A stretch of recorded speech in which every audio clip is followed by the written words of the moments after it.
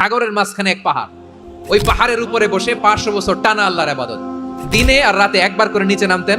সেখানে আল্লাহ তাআলা পাথরের ভেতর থেকে তার জন্য মিঠা পানির ব্যবস্থা করে দিয়েছেন, আর একটা ডালিম গাছের ব্যবস্থা করে দিয়েছেন। সকালে নামলে একটা টসটসে ডালিম, রাতে নামলে টসটসে ডালিম।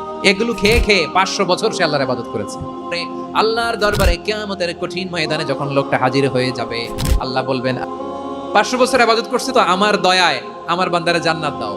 এই বান্দা বলে বালবি আমালি, আল্লাহ তোমার দয়া লাগবে কেন, আমি আমার আমল দিয়ে জান্নাতে যেতে চাই। আল্লাহ বলবেন তাই, ঠিক আছে, 500 বছরের ইবাদত এক পাল্লায় রাখো। আর আল্লাহ বললেন আমি যে দয়া করে এই দুনিয়ার নাজ নেয়ামত বিউটি সৌন্দর্য দেখার জন্য তোমার দুটা চোখ দিয়েছিলাম, দুটা নয় একটা চোখ আরেক পাল্লায় রাখো। রাখা হবে, দেখা যাবে ওই 500 বছরের ইবাদত হালকা হয়েছে, আর মুহূর্তের মধ্যে আল্লাহর দেয়া একটা চোখের নেয়ামত ভারী হয়ে গিয়েছে। আল্লাহ বলবেন তোমার কথা মতো মাপ দেয়া হলো, এবার ফলাফল দেখো, হিসাব বলে তুমি এখন জাহান্নামে যাবা, go to the hell fire, যাও এবার জাহান্নামে যাও।